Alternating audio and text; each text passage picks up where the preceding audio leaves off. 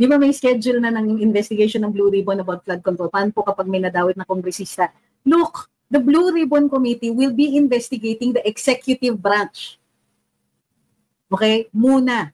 O pag may lumabas in the course of the inquiry na mayroong mga ganyan, I doubt, kahit patawag yan ni Congressman Marcoleta, ay Senator Marcoleta, tingin niyo pupunta yung mga kongresista. Why are you insisting? Di ko nagigets. Why do you say, paano kung maganito? Your question is how? Ano mangyayari kung madawit ang kongresista? Hindi ba, I don't get the question eh. I do not understand what you want me to answer. Paano kung may madawit na kongresista? Didawit. What the Senate will do will be to make a referral to the Office of the Ombudsman na to launch their own investigation and to determine if there is probable cause para ma-file siya sa Sandigan Bayan. That's the normal procedure. Why would you think that it would be any different? Pero ang unang iimbestigahan yan, yung mga executive agencies, DPWH, yung mga nag-execute ng mga proyekto na yan.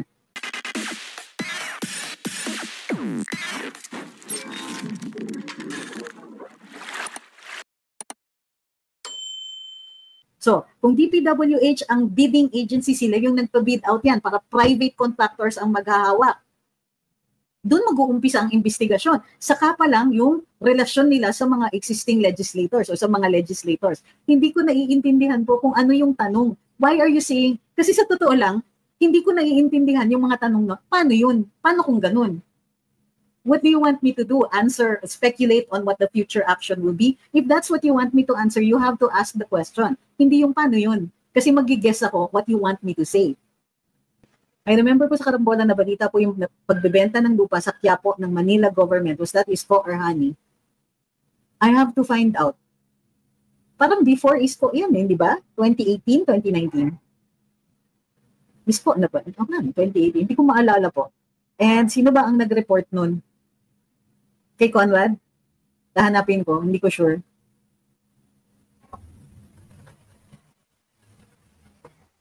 So, madalas umuulit-ulit kasi yung question, kaya gusto kong maliwanag. If you're going to ask me, paano yun?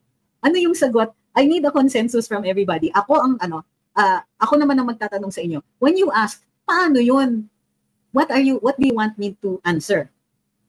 Is that a question of what will happen? Yun ba yung tanong doon? O, di ba kasi open-ended yung paano yun? Does it mean na anong gagawin natin? Or anong gagawin nila? Anong resulta pag ganon? Kasi paano yun is vague. Alam niyo, bawal yung paano yun sa court. At saka huwag naman yung mga obvious na questions na yung anong opinion nyo? Anong masasabi ninyo? Tapos ang sama-sama ng sitwasyon. Ano yung tingin ninyo magiging opinion ko dyan? Sabi ni Bayan Celta, yung mga supporters ni VP, maging steadfast lang tayo, maging proactive sa social media in defending her. Kapag may ginagawang paninira sa kanya, lahat naman tayo may cellphones at we can comment.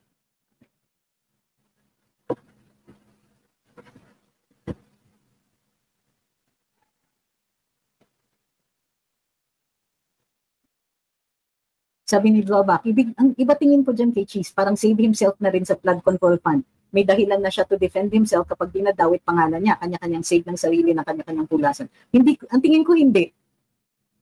Hindi. May ano yan eh. Para sa akin, yung pagkampi kay VP Inday just makes political sense. She's very popular, even up to now. Mas madali magtanggol dun sa mga ganyang klaseng mga paratang kapag sinasabi mo na, o sige, ayan, sinisiraan na ako dahil kumampi ako kay VP Inday. Hindi yung kanya-kanyang what does it mean, kanya-kanyang pulasan? Hindi ko alam yung na yan, yung phrase na yan, yung kanya-kanyang save ng sarili. Tingin ko hindi eh. Hindi nga necessary kasi they went with the popular opinion. They went with saving VP Inday. And VP Inday is extremely popular. That in itself is already a built-in defense.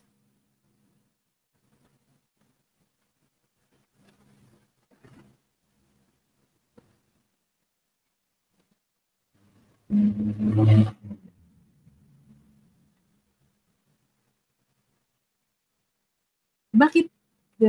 Okay, pet peeve questions, anong masasabi, anong opinion? I don't always have an opinion. What do you think I will think? Na hindi inalaw si Mayor Magalong. Why would the president set himself up for a failure? Natural, hindi siya papayag ng kay Mayor Magalong. Ini-expect ba natin na papayag si BBM? Hindi naman niya kakampi si Mayor Magalong. At alam natin ang track record ni Mayor. 'Di ba? Masyado yang honest. Willing nga siya na hindi na siya maging PNP chief. Magsabi lang siya ng totoo tungkol dun sa sa SAC 44. So, what? Bakit may tanong na anong masasabi ninyo? Natural. Are you asking for a different opinion? Are you Kasi it really frustrates me na the questions are parang fishing lang. Ewan ko. You'll have to correct me if I'm wrong. But in what capacity? Sabi ni Sweet Names, I think a Magalong Marcoleta collab, if at all possible, would be more effective and fruitful than a Magalong working with BBM. How can an executive official collaborate with the legislature? The only way that they can work together is kung ipatawag siya ni Senator Marcoleta. So, kasi kung kay BBM yan, maggagawa ng task force yan, executive branch lahat sila. Pero paano sila, hindi ko nakikita kung paano magko-collab. Pero, di ba? Ewan ko. Sabi ni Miss Patty, sabi ni FL, mag 10 days sabbatical from work daw muna siya kasi mag-birthday daw siya o di kaya kailangan ng mag-community service sa BH sa LA. Hindi ko naisip yan. Pero ang naisip ko, 10 days sabbatical from what work? Di ba? From what work? Merong plan of activities? Sabi ni Khalil sa Tanical. Grabe!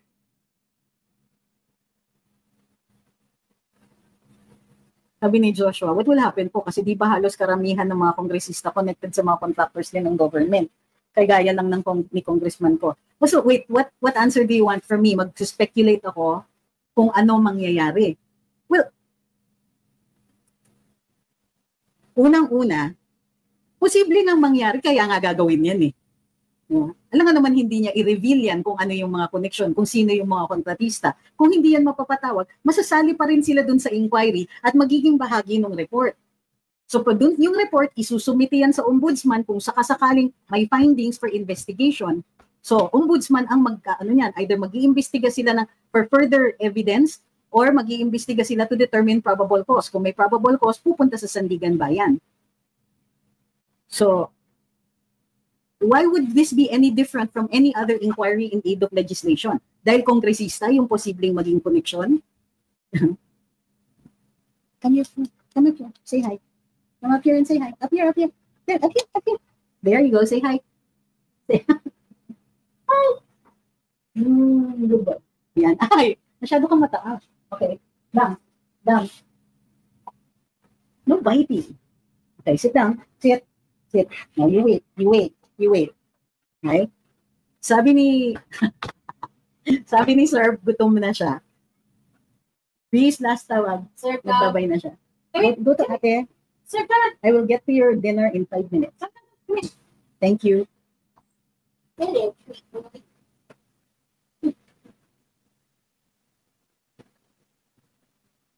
So, I think that what you are asking, Sir Joshua, is, would it be possible na masasama yung mga congressman sa inquiry? I think it will be possible. One, because it's Senator Marcoleta. Okay? Number two, ganun naman talaga pag inquiry. Makakatikim talaga ang mga kongresista. They will now be on the other end of the inquiry. Now, it's possible din na sasabihin ng mga kongresista, interchamber courtesy, wag mo kaming ipatawag. Pero masasama pa rin ang mga pangalan nila kung sila ay mayroong connection dun sa mga kontratista na gumagawa ng milagro dyan sa flood control. So, di ba? So, but there is no difference between an inquiry in aid of legislation ever since and now. Yung Farmally nga, di ba? Mayroon daw mga ibang how do you call this? Mga elected officials na nadadawit doon, tinuloy pa rin. Now, ang titignan natin ay kung masasama talaga yung mga dapat isama. I think that's what you're asking. Gusto niyo mag-speculate ako kung talagang masasama yung mga kailangan isama. Wala akong nakikitang ebidensya to think otherwise. Ang tingin ko is that Senator Marcoleta will do his job and he will do it completely. Wala tayong evidence to indicate that he is going to do anything other than that.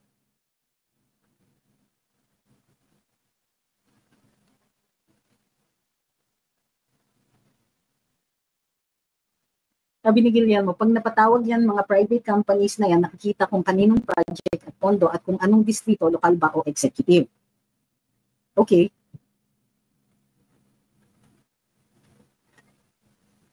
JRS, nasagot na po yung tanong niyan early in the live.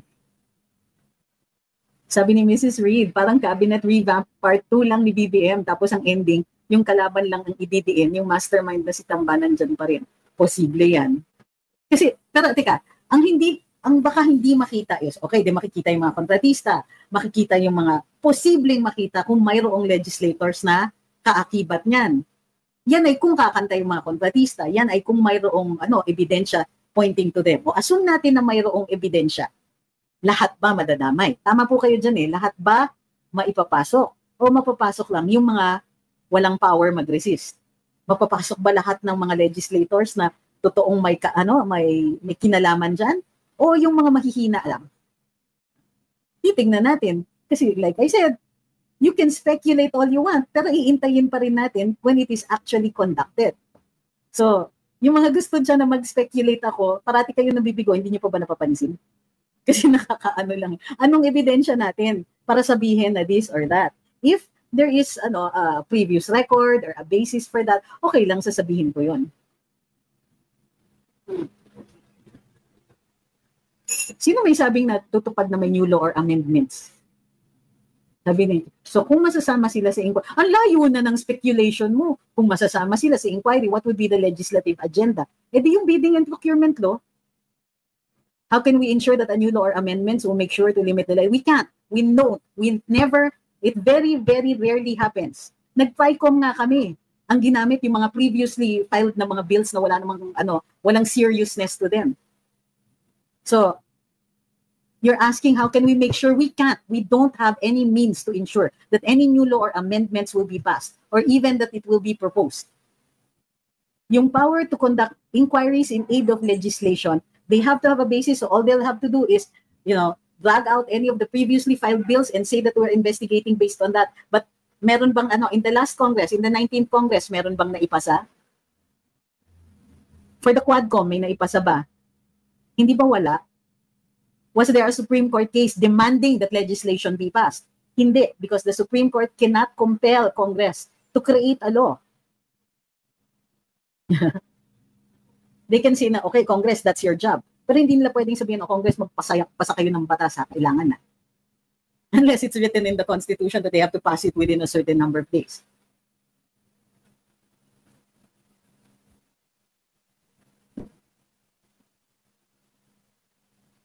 Sabi ni Karine, where's Saldico now? In the House.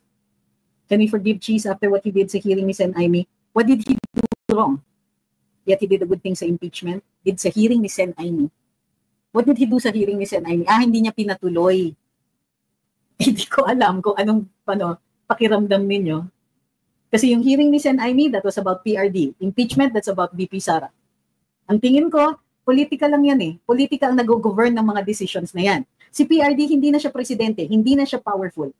Si VP Inday, she is the vice president and she's the strongest candidate for 2028. What do you think? Diba, the decisions are governed by political considerations like this.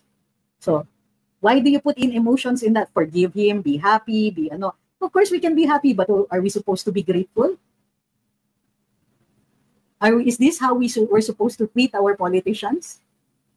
Na parang meron tayong, parang, yay, or nay, or In the end, whatever choices we make will be based on how well they perform as a whole.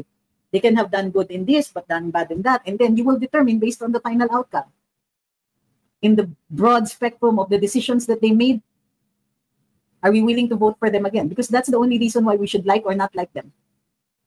Based on whether or not we want them to continue in the public service. Yung iba kasi meron pang mga pagmamahal na, ayoko na, di nakita gusto, ayoko na kay Cheese. O kaya, tagahawak ng baso yan ni FL eh. Ganyan.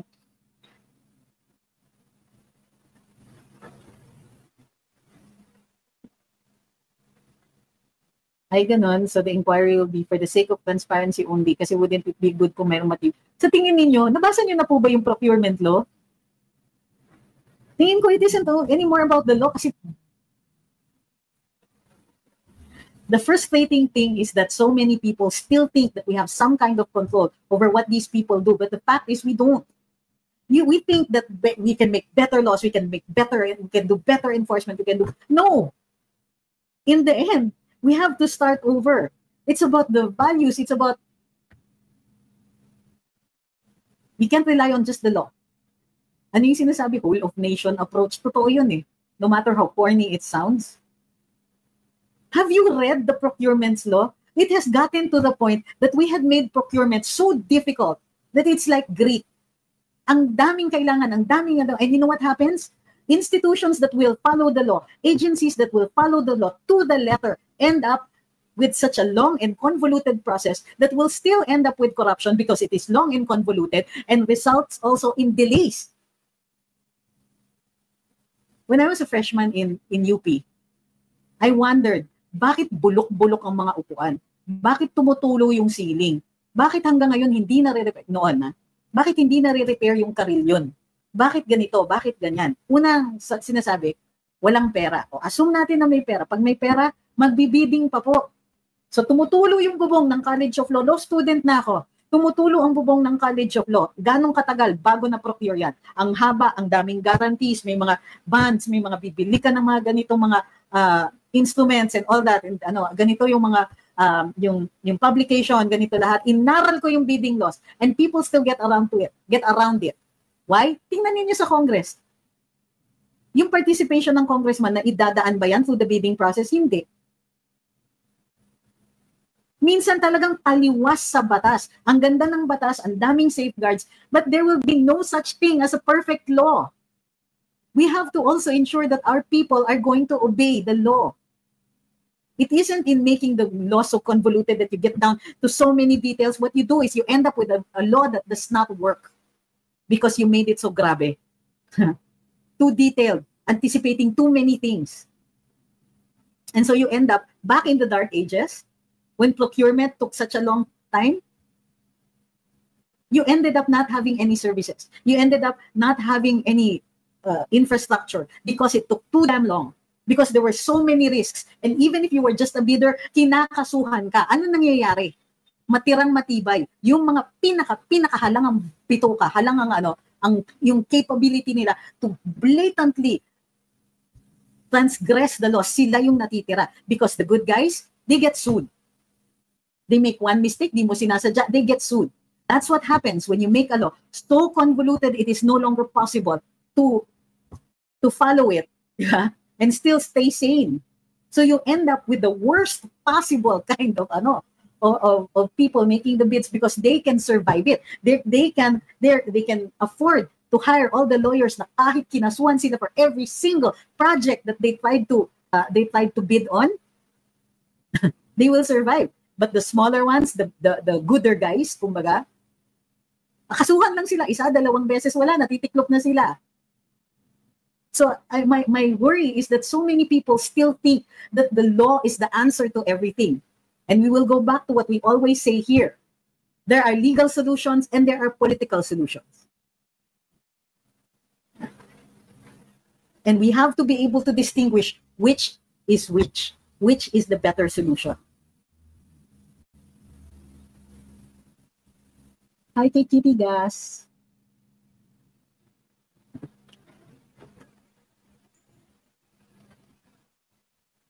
Sabi ni Joshua, then what will be the best approach? Kasi parang ang hopeless na pala. Ayan na naman tayo sa hopelessness. That's why you have watchdogs. Diba? That's why the ombudsman matters. That's why ordinary citizens matter.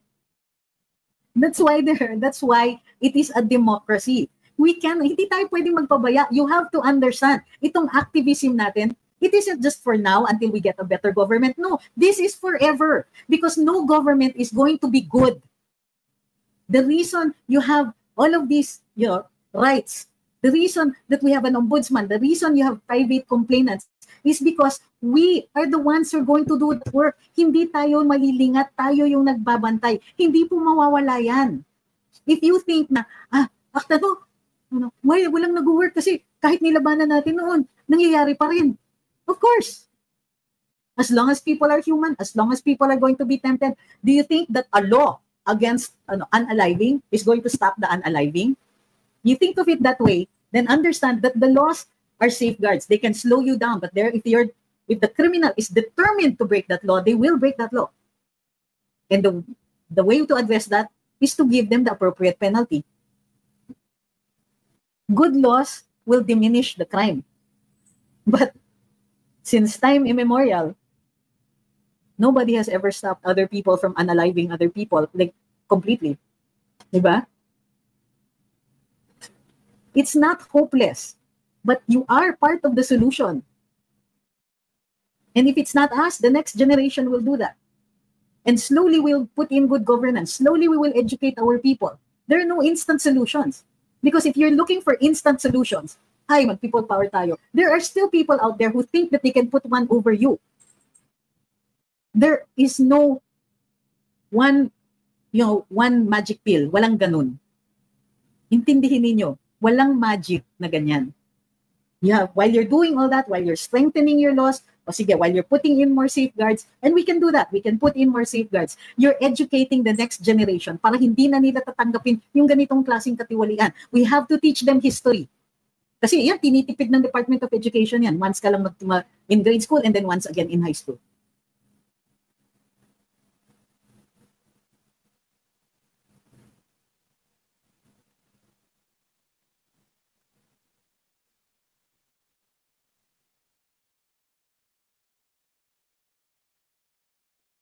Sabi ni James, Ramon Ang's proposal can circumvent the government's inefficiency and corruption. You mean all the time? Every particular instance? Are you saying that's the magic pill? Mag-volunteer na lang sila gumastos. And why would they do that? What would they get?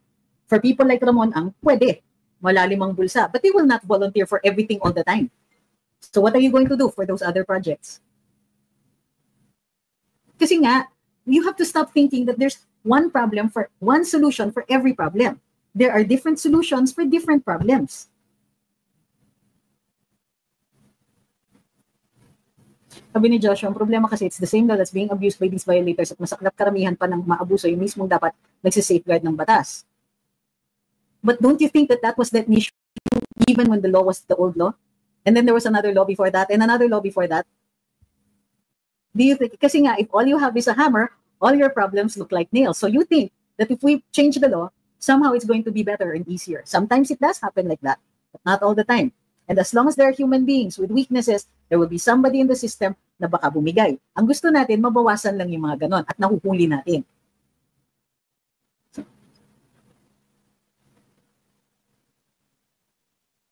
Kasi nga, we keep thinking that there's only one solution to everything. Like, kailangan mag-people power, kailangan palitan natin ang batas, kailangan palitan natin yung ulo ng ganito. Hindi.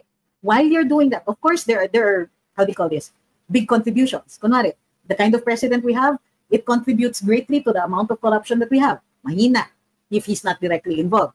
But in the meantime, we should be educating the next generation. We should be working on, and holding up who the good examples are. Reminding people that in this administration, ganito ang ginawa. In another administration, ganito ang ginawa. This one worked, this one didn't work. We have to cure the amnesia. So, isa yan.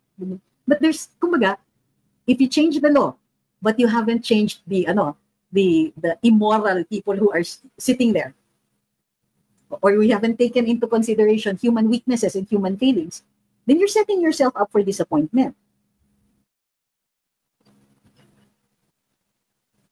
Alam niyo yung kasabihan, and I shouldn't be talking for so long. Yung kasabihan na, alam mo yan yung water, that it's a soft substance, but it can break down mountains. It'll just take some time.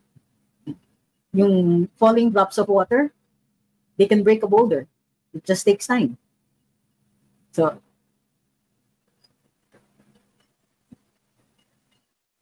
sabi ni Fernan, I don't think it's the law that's the problem. It's us because we allow the corrupt politicians to proliferate. I think that there are things naman that the law can answer. Halimbawa, is there a way for us to be, there is no way for us to we don't have control over dun sa mga congressmen and senators that we feel ought to stop being congressmen and senators, di ba? Paano na sila natatanggal? Committee on Ethics, sila pa ang nagde-decide. Samantalang sa executive side, pwede pa tayong how do you call this? Sa executive, may mga impeachment, merong mga ombudsman, merong mga administrative cases, merong mga ganon. Sa House, wala.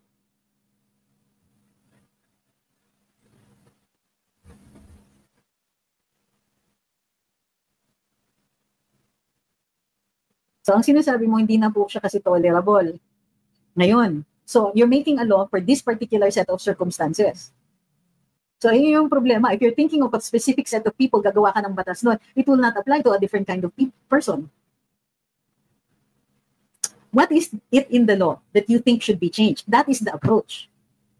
What portion of the law creates this kind of behavior? Hindi yung, kailangan baguhin natin ang batas. Kasi, ang corrupt nila eh. Kailangan idikit mo. Kasi the law says this. Therefore, this person can do this. Therefore, nakakatanggap si person X ng ganito. Hindi yung, well, I hope there'll be a better law for this. What part of the law do you think doesn't work? That's how you solve the problem. Diba? Scientific approach. You design the solution based on what the problem is. Hindi yung sa tingin ko, mali yung batas kasi ito yung nakikita kong outcome eh. Pero hindi mo nakikita doon sa batas kung ano yung mali. Di ba masyadong maano eh? Parang yun yung discussion on changing the government system. Find out what is wrong in the system and we either change that or we will change the system because hindi natin kakayanin yung changes na kailangan without changing the system. So but you determine first. So sabi ni Joshua, exactly like that. So yun na nga, so you have to wait. You have to wait and see. The inquiry will determine what went wrong. Bakit ganito kadali para sa kanila makakuha ng pera? What went wrong and what part of the law is the mistake or is the law okay? And they just were able to do this completely because they were under the table. Tapos ginawa na lang yung mga documents to make it look like they were abiding by the law. The legislative agenda should already be specific. Agenda is the wrong word. Legislative agenda means what laws will have to be passed. That is usually set by the president. The legislative agenda per agency or in accordance with the administration. But the proposal, when you're in Congress, you will file the bill. The congressman will already have the theory, ito yung mali, ito yung pinopropose namin na pagbabago. So kung ikaw, yung aktivista, nandun ka na sa level kung saan alam mo na kung ano yung mali. You've done the research. Hindi yung tumataya ka, mag-iimbestiga, sana may makulong. That's not a plan. That's a wish. Okay, enough. Okay, so maraming salamat sa lahat ng sumubaybay sa live natin ngayon. And next time, I hope somebody does not monopolize the conversation. Thank you. Sabi ni Mrs. Lee, bakit binibring up yung kay Kian? Anniversary kasi ng pagkamatay.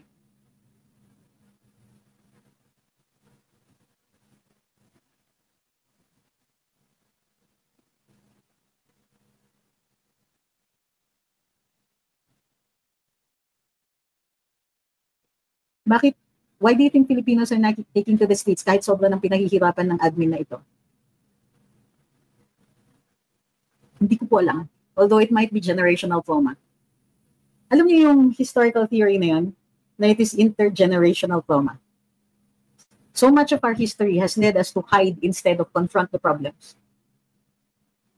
Ganong katagal bago napababa si Marcos Sr.? Sabi ni Cabsec Evasco, 18 years. 18 years before they were able to oust the dictator. So, yeah. And there were factors that led to that. Number one, ang tagal-tagal ng propaganda ng mga dilaw para ma-convince nila yung mga ordinaryong mamamayan na pwede, kaya nilang gawin ito, ganyan. Nung time na yon, may mga wins. Katulad nung sa yung sa Russia. Maraming mga kasabay. It was the prevailing thought at the time. Parang nung time ni Rizal, di ba? May mga ilustrado dahil may mga changes na nangyayari sa Europe. Nagkaroon ng French Revolution and so on. So yung mga pangyayari sa mundo, that also is a factor. Yung economic status natin, are people still struggling to feed themselves every day? If the struggle to survive is real and more people are struggling rather than thriving, then in all likelihood, uunahin nila yung pagkain. Ano pa? Yung mga takot. yung mga maraming excuses, yung mga sa tingin nila, wala namang pagbabago, kasi na-convince na sila na walang pagbabago. Kasi ginagawang hopeless yung, yung sitwasyon. Hindi sila naniniwala na anything like that, ng ganyang klaseng lakad, ay magdudulot ng pagbabago. At iniisip nila, people are just want to survive. Ilang beses tayo nagulpi? Nagulpi tayo ng mga Kastila, 300 taon. Nagulpi tayo ng mga Kano, 40 na taon. Ilang araw, ilang taon nung yung mga Hapon. And so what people learned to do, the Filipinos learned to do, was to survive. Magtago lang ako just long enough. Alis na lang ako ng bansa, punta na lang ako sa ibang bansa, hindi ako magsusurvive dito. Iba-iba yung mga solusyon na naisip ng mga ordinaryong mamamayan. Kasi wala namang kadalasan, kapag nagpupulong-pulong, ang kailangan lang isang intrigero o intrigera dyan, nagkakawatak-watak. Kailangan i-heal pa natin yung bansa natin, hindi natin nagagawa. Wala tayong oras, wala tayong enough development, wala tayong ano. Pero what we do have eternally, at ito yung nabigay ni Rodrigo Duterte, yung hope. Kasi ang napakita sa atin ng mga Duterte is this, kaya pala. Pwede pala may presidente who cares. Pwede pala yung presidente na itutuloy niya yung mga proyekto para makahabol ang Pilipinas. Pwede pala ma-minimize ang corruption. Pwede naman palang i-protect natin ang ordinaryong mamamayan laban dun sa mga sa mga puwersa ng kadiliman katulad ng mga pusher ng NPA. Kaya palang merong malasakit, magprotekta sa atin. Some people do not want to change the status quo. It's in their interest na parati tayong mahirap at ginagawa lang tayong tagabili ng mga produkto nila. But when Duterte became president, first time nakita natin, pwede pala. So yun, that's the reason why we fight. Hindi yung don't get bogged down in the details. Mga kailangan ganitong batas ang mapasa, kailangan ganitong tao yung makaupo ganyan. Hindi. Ang kailangan, we can continue to criticize, we can continue to call out. We can continue to choose. Diba? Kasi nilalagay niyo yung hopes niyo on a particular solution. Ano yung sinasabi nila sa atin? Resilient tayo? Ibig sabihin, dapat resilient din tayo sa laban. Hindi yung nilalagay ninyo lahat ng hopes. Ganito lang ang solusyon. Ito lang ang dapat mangyari. Ayan na, maaliwalas na ang buhay natin. That's BS. Budol yan. Walang isang solusyon. But we can keep working on it. We can start with this. Kailangan maganda yung leadership. Pagka nakuha natin yung leadership na yan, kailangan tabahukin natin yung disiplina natin. Kailangan tabahukin natin na dinidisiplina din natin. Continuous yung pagdidisiplina. At kahit mahal natin yung Pangulo, kailangan kino-call out natin kapag nagkakamali sila. Ganyan talaga. Hindi tayo titigil. Hindi dapat natin pinoprotektahan yung pagkakamali.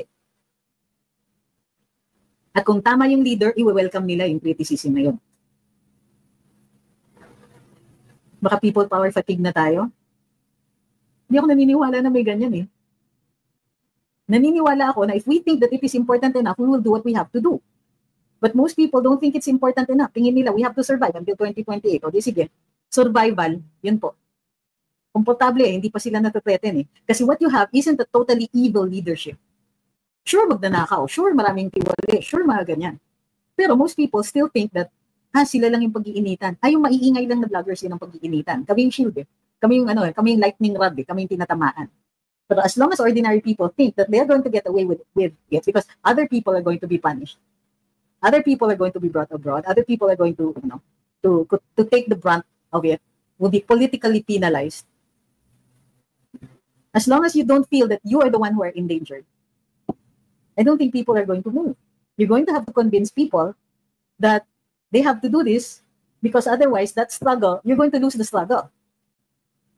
Yun na nakawan tayo eh. Sa ngayon, di pa natin nararamdaman yung pain ng nakaw na yun. But once pumasok doon sa punto na ginugutom na yung mga anak mo, substandard, nararamdaman nyo yung epekto ng substandard education and substandard or non-existent healthcare, pag ikaw na ang tinamaan, doon mo na-realize na dapat pala lumabas tayo. So until people are convinced, and you have a role in the convincing, until you believe that you have a stake in it, you're not going to try to convince everybody else. You keep looking, where are the crowds? Where are the crowds? Why haven't you convinced anybody to go? Why do you think that the crowd will magically appear? Hindi ba ganun yun? Don't say people power fatigue.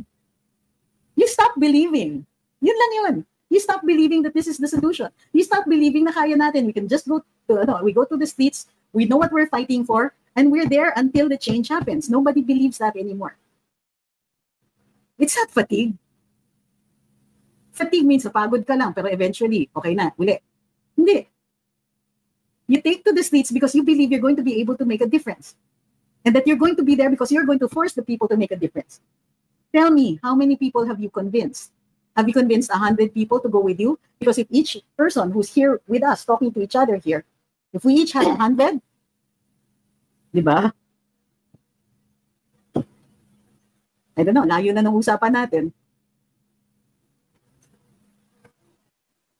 You tell me, what do you think is wrong? Ako, I've been to every single rally that I could while I was here in the country. As long as I'm in the country, pinupuntahan ko yung rally. Minsan, pag out of town, pupuntahan ko din yun. Ilan kami? 10,000? Yun na yung pinakamarami or whatever. Think about it. What would inspire you to go? What would inspire you to inspire other people? When we can do that, when we can inspire each other to go, the leaders will organize. So, yes, may problema. May problema tayo.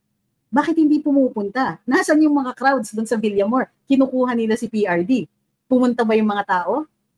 Andun kami.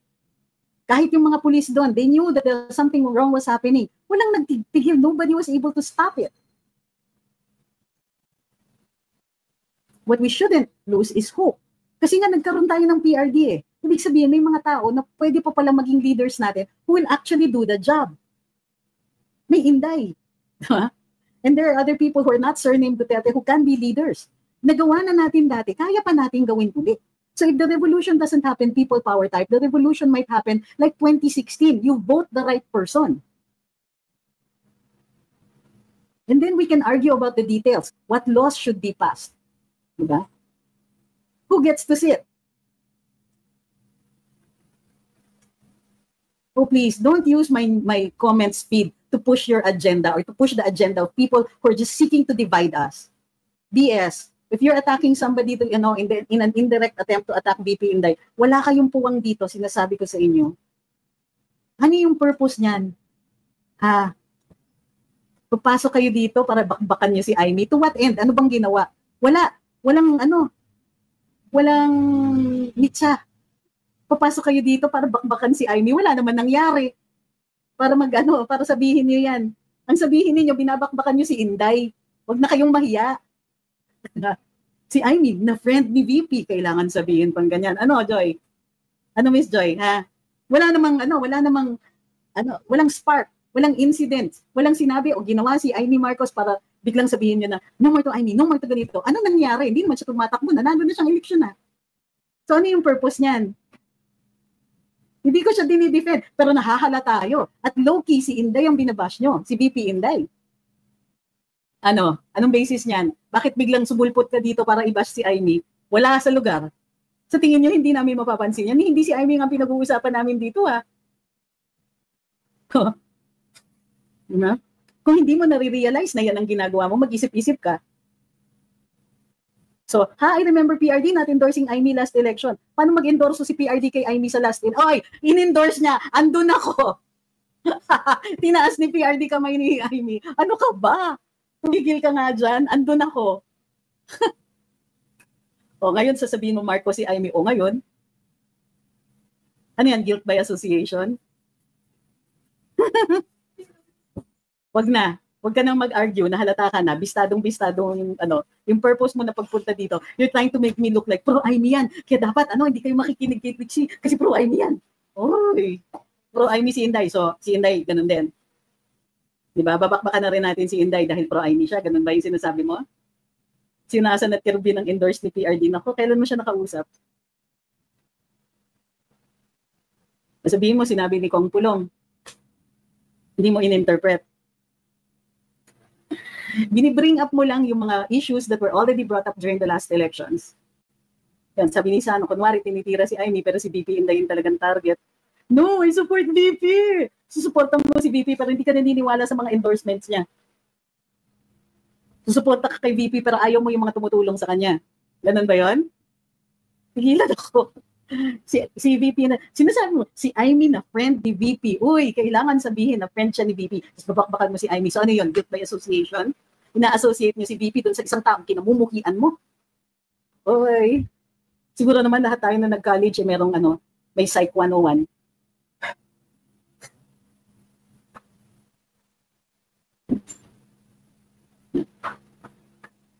Kaya lang nakausap ni PRD si Kerwin Abelga. At hindi mo alam kung ano ang relasyon niya doon sa mga kaibigan ni Kerwin. Sabi ni Joy Morales, ayaw din ni VP sa federalism ni PRD but I support them both. Excuse me, ginank ni PRD ang federalism o hindi ka nakikinig nun, namimili ka lang. Haba-haba ng usapan namin ni PRD sa mga ganyan.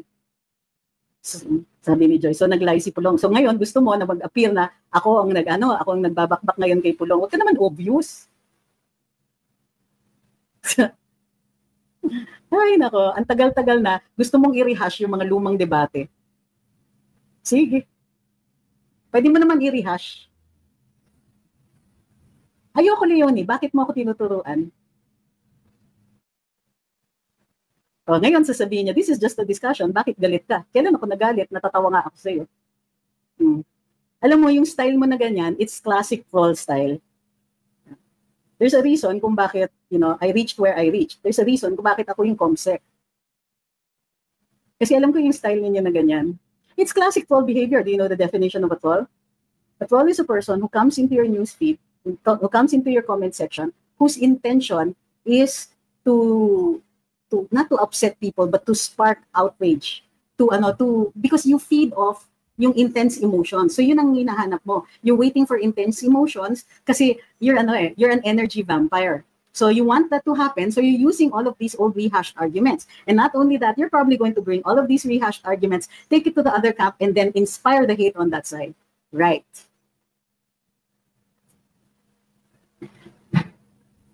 So, maraming salamat sa lahat ng sumubaybay sa live natin ngayong araw na ito.